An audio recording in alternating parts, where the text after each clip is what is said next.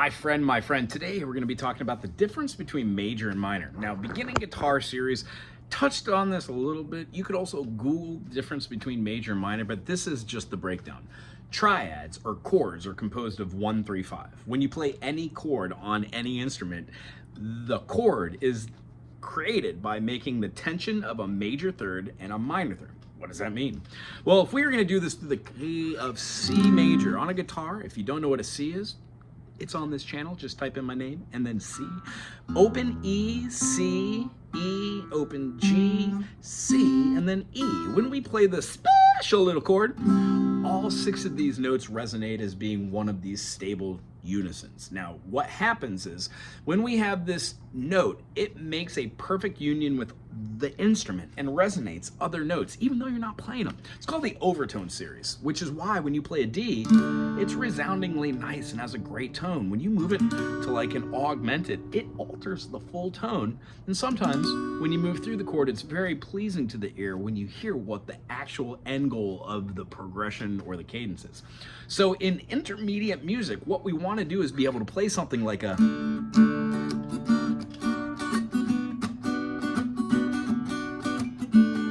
and know what to do over the top of it, because that augmented chord's a little weird.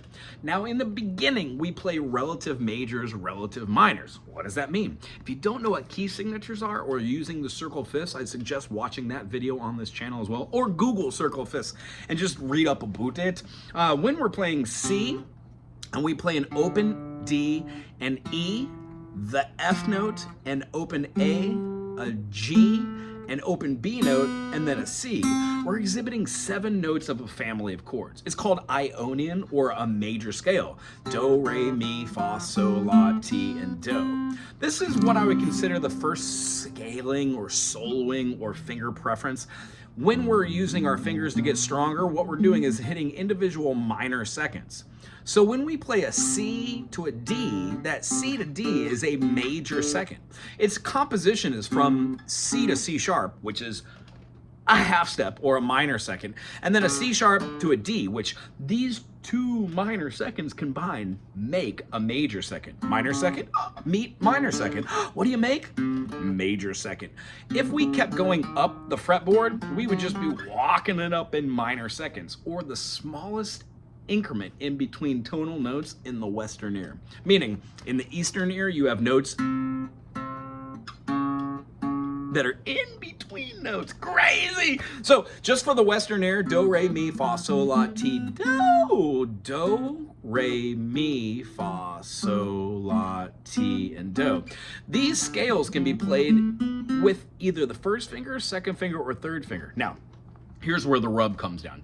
This is an intermediate video. When we do the advanced video, we'll talk about how E, F, G, A, B, C, D, E, F, G, A, B, C, D, E, F, G. They're all the possible notes you could play. So if somebody's doing a groove like,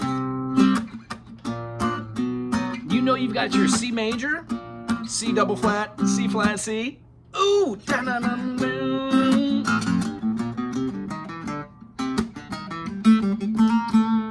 Knowing what a C7 is, being able to use that dominant is awesome. But if you don't know what the tonic is, and then the major 7th, and then the minors, it all becomes super confusing. Now, granted, you don't need to know what any of this is to play, but when you do, it adds a certain level of specialness to what you're doing. It gives rhyme and reason, and if you practice the practice of practicing, you start seeing it in your playing in other music. So, the idea today, C, D, E, F, G, A, B, C, is a major scale for C. When we play with our second finger, we omit the first and the open. We play C, D, E, F, G, A, B, C. That means you now have 2nd fret, 3rd fret, 4th fret, and 5th fret. And then when we play with our first finger, getting the same notes, C, D, E, F, G, A, B, and C, we're now omitting the 2nd fret, 1st fret, and open.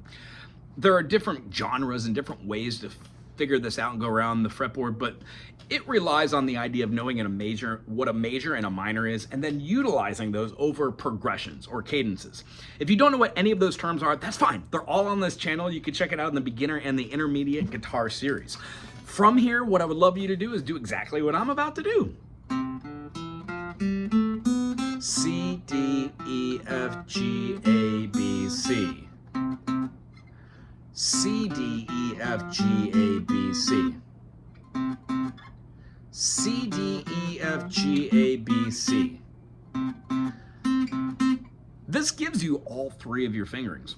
When we take any scale, even if it's like A major, A, B, C, sharp, D, E, F sharp, G sharp, and A, that fingering is the exact same as you use everywhere. We alter that to get different feelings. So let's say we're playing C major, D minor, E minor, F major, G major, A minor, B diminished, and then back to C. The 7 diatonic chords or triads that are derived from the key signature and family chords of C major, no sharps and flats. We can do C, D, E, F, G, A, B, C, D, E, F, G, A, B, C, D, E, F, G, A, B, C, D, E. Essentially, these are how we spell the modes. The way to give key signatures just a little bit of flavor. Some people say expressing emotion with it, but I don't think it's just purely emotion with modes. But I'm only one person. There are many different players, many different ways of teaching. I hope you find somebody who tickles your fancy and allows you to open up the next doorway to where you want to go.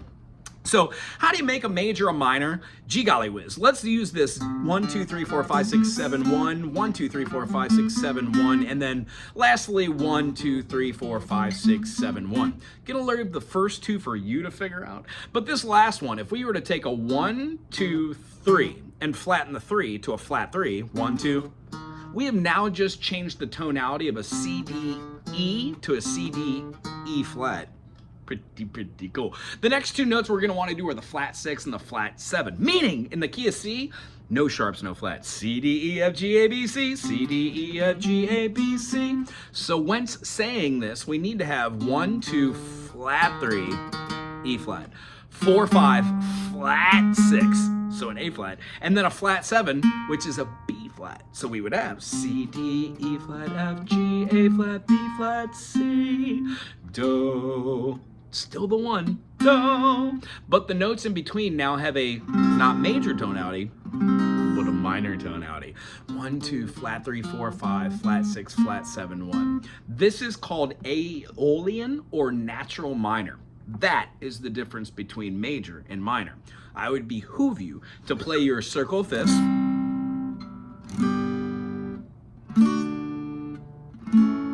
When doing this, we're going in fifths, every single one of them, which means when we get through the circle fifths, we would have been able to do it in each one. Play your major, play your minor.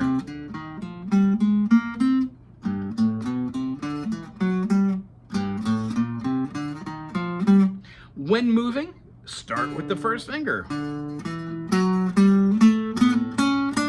When doing it again, start with the first finger. That is how you tell the difference between major and minor. Again, little recap. Major, 1, 2, 3, 4, 5, 6, 7. Minor, 1, 2, flat 3, 4, 5, flat 6, flat 7. And then back to the resolution of the 1.